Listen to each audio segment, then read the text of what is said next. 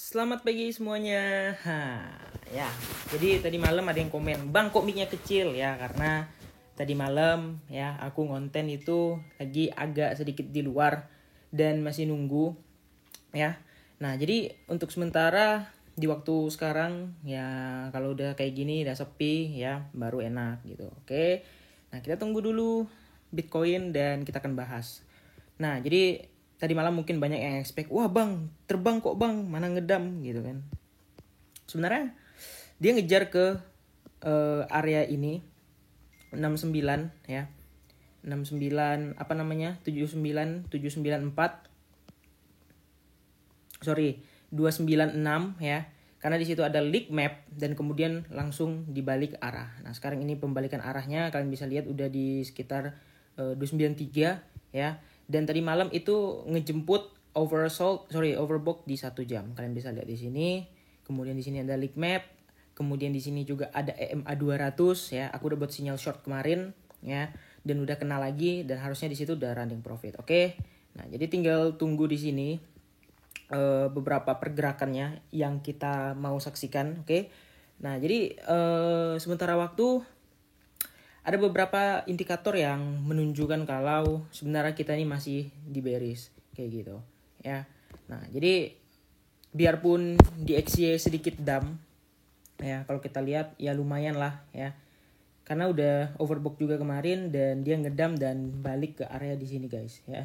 Jadi udah salah analisa yang kemarin, DXY-nya ya sempat mantul ya. Kemudian di sini ada support ya. Kita lihat bereaksi atau enggak sih supportnya ini ya. Karena newsnya tetap masih masih bearish dan semua orang bertanya, kok malah nggak ngedam kayak gitu ya.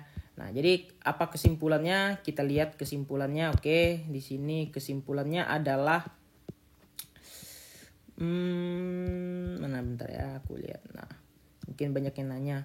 Ya, keputusan The Fed FOMC tadi malam, catatan hasilnya 25 BPS, oke. Jadi langkah ini menggunakan short benchmark Fed suku bunga berjangka dari sekitar 5,1 menjadi 5,3-nya level tertinggi sejak 2001. Ya, artinya jelek dong gitu kan. Level tertinggi sejak 2001 harusnya jelek. Kenapa? Masa selama udah 22 tahun baru ini yang tertinggi kayak gitu. Harusnya makin tahun makin rendah karena makin tahun harusnya makin maju ya ekonomi kayak gitu. Dan kenapa bisa kayak gini? Nah, itu pertanyaannya. Kemudian Ketua Jerome Powell mengungkapkan bahwa The Fed Econom Staff tidak lagi meramalkan adanya resesi. Oke, good news ya.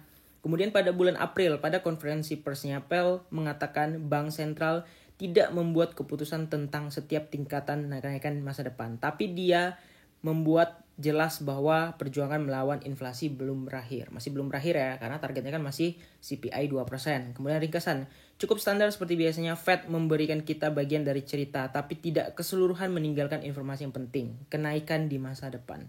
Ya, nah jadi rancu gitu. Jadi dia tuh nggak ngasih nggak ngasih aba-aba gimana. Karena memang kayak gitu, tiba-tiba nanti ada tiba-tiba rapat ya kan. Nah, baru itu menggoncang guys ya. Nah, kayak gitu harus waspada kayak gitu ya. Nah, tiba-tiba dia rapat, itu baru tergoncang tuh ya. Nah, kemudian karena pas dia rapat tadi tiba-tiba tergoncang, kita harus menunggu beberapa rapat lagi atau mungkin CPI bulan depan ya. Karena kalau kita lihat dari indeksnya di sini di XY itu lumayan turun ya. Indeksnya 106 ke 101,6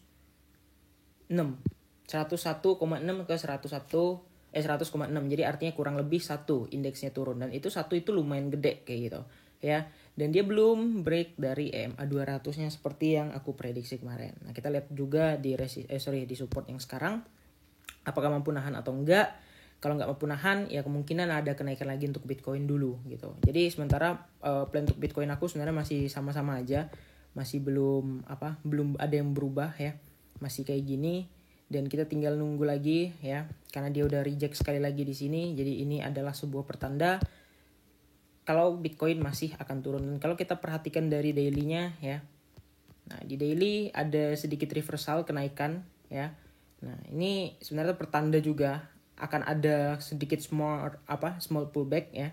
Dan kita akan melihat apakah dia akan melanjutkan ke 84 atau enggak. Tapi harusnya ya minimal ke 84 atau 87 ya. 84, 28 atau 27 kayak gitu, oke.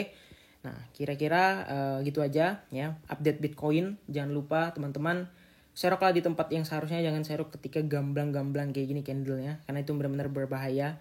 Satu harinya bisa aja tiba-tiba memerah karena RSI belum di bawah, kemudian weekly-nya juga masih kayak gitu, serem-serem banget. Masih di level atas, yaitu di sekitar level 58. Kita lihat aja. See you in the next video. Bye bye.